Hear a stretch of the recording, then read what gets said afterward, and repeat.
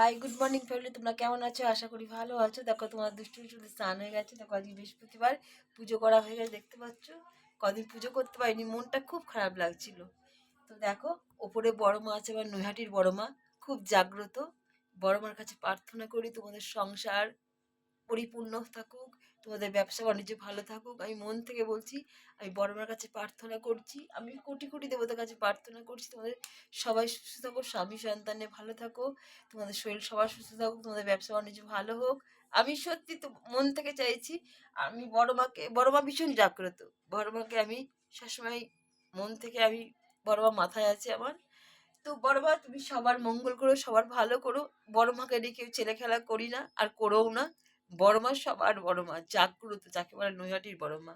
তা আমার বাবা লোকনাথ তোমাদের ভালো করুন, বাবা ভোলানাথ তোমাদের রক্ষা করুন, মা লক্ষ্মী তোমাদের ঘরে বিরাজ করুন, রাধা গোবিন্দ তোমাদের পথ